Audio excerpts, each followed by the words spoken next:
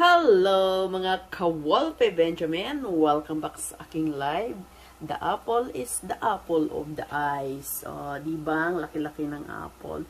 So, but anyway, dahil sa apple na yan, gagawa po tayo ng fresh fruit salad by Walpe Benjamin.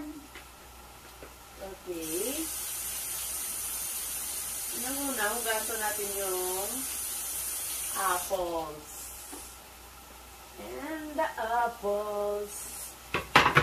Okay, medyo maingay yung beef ko dito. Kasi yung beef ko, lalagyan ko ng sayote.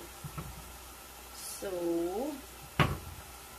nakita niyo ba? Nag-slice ako ng apple. Tamad kasi akong pumunta doon sa kwarto para kunin ko yung stand, pero wag na. Masyado nang mahaba yung premiere mo, Walpe. Shoutout pala sa inyong lahat dyan, ha. Ayaw ko nito. Habol. Wag na, Walpe. Masyado nang mahaba ang premiere mo. Yan po yung pang-introduction, yung counting pa lang, tig-isang taon na yun, diba? Diba? So, fruit salad. Tikman natin. Oh, no. Matamis na po yung apple. Okay. So,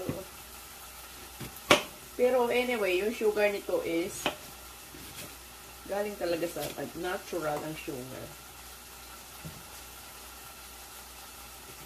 So, okay lang yan. So, yata gawin kong pananghalian.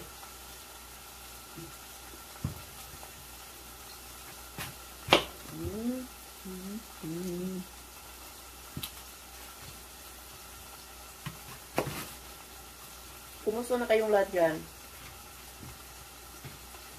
Okay ba kayo? Nakikita nyo ba ako? Hindi ko tinitingnan yung ano ko, ha. Camera. Shoutout pala sa aking mga subscribers na nakasuporta palagi sa aking live. Tita Rot Ginto. Yan. Support lang yan. Marigundong Vlogger. May love shoutouts. Tita Emily. Okay. Primo BGPI. Gracia.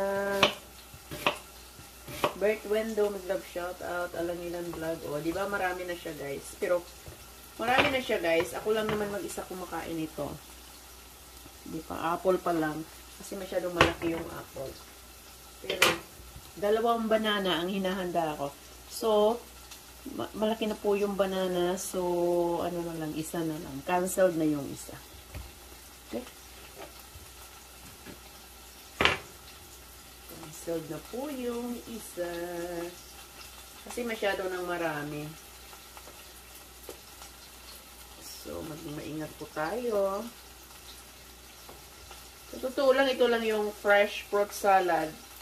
Hindi kasi siya pwedeng patagalin to eh. Kasi yung, alam nyo guys, yung ano, yung apple at saka banana mag-brown kasi. So, yun. Ito talaga yung fresh. Tapos, cancel na yung mga kaong-kaong kasi yung mga kaong-kaong hindi naman yun na with vitamins, diba? So, yun na lang. So, yung wala na tayo mga pakulay-kulay, okay?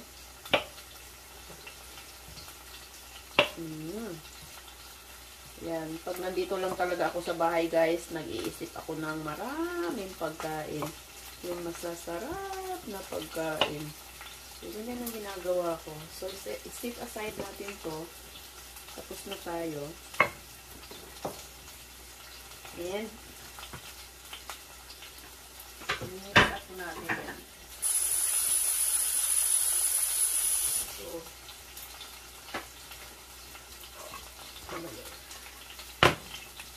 so, lalagyan po natin yan ng condensed milk. Kita nyo ba?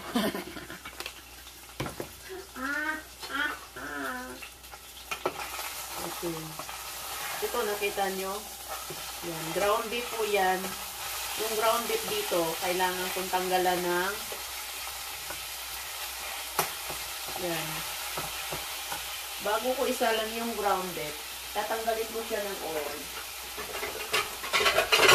Kasi less oily po yung inyong lingkod. So, yan. At saka hindi masarap yung fruit salad natin pag wala siyang condensed milk. Ito po yung condensed milk natin. Okay. Wait a minute. Anong meron to? Itim-itim ba pala?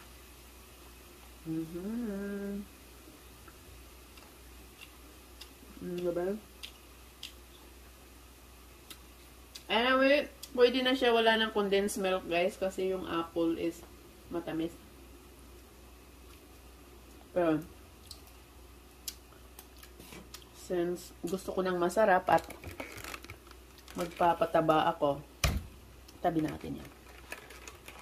Saka, idagdag natin yung blueberries. Okay. Oh no, bigla nang bumagyo. Blueberries natin, hugasan natin. Oops. O, diba makulay ang buhay ni Wolfie Benjamin?